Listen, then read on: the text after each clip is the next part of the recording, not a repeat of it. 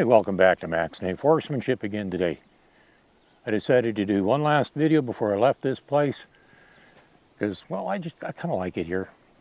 But it's a subject that I've been wanting to talk about for quite a while, and it's inspired largely by a book I've been reading.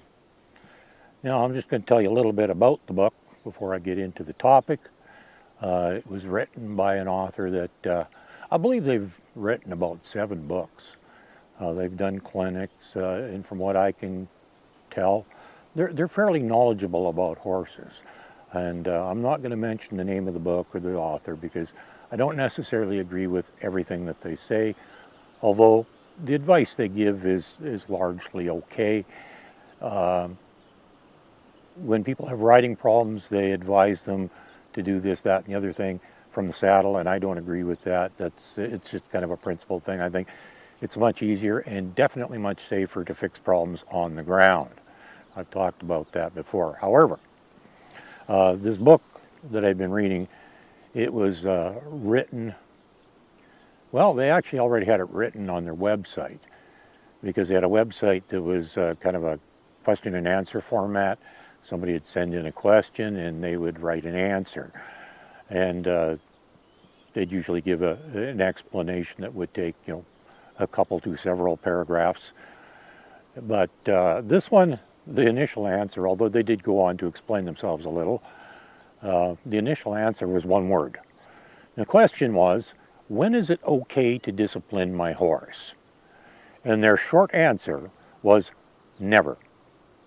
It is never okay to discipline your horse. Now, they went on to explain why, but I'm not going to paraphrase what somebody else said. I'm going to tell you what I think, because there are several problems with disciplining a horse. First off, the basic concept of discipline means that you are angry or unhappy with that horse for something it has done. Now, there's a couple different trains of thought on how horses sense your emotion, but not too many people out there will disagree with the fact that a horse can sense your emotions. Some people, however, think that a horse needs to learn that. I'm not convinced that's true because even horses that have had virtually no training and almost unhandled, when I approach them with a very gentle, calm demeanor, seems to be much more effective. Maybe that's just because I'm in the right mindset where I'm more effective.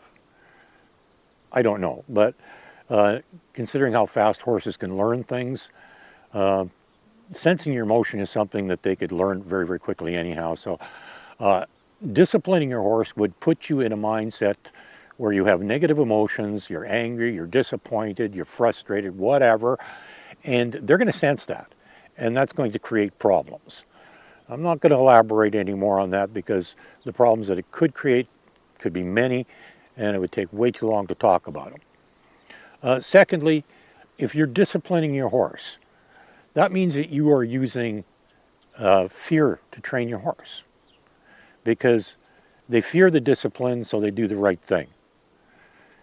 And even going back as far as, I think it's somewhere around 450 years ago, somebody wrote a book. And so this is nothing new. This is not a new theory at all. But it was written in the book. I believe the wording was, I'm not going to read quote the whole thing, but if you train a horse with fear, sooner or later, it's going to find something it's more afraid of than you.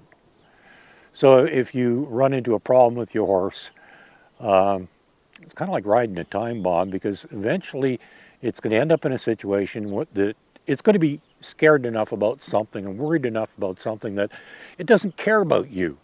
It doesn't care if you're going to be angry because it's already more scared about the situation than you. And that's not a good way to ever train a horse. A horse should never ever be trained with fear.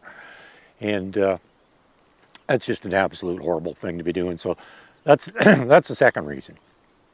And the third reason, and this is largely my personal reason, is it eliminates the try, which is something you really, really want in a horse when you're training it.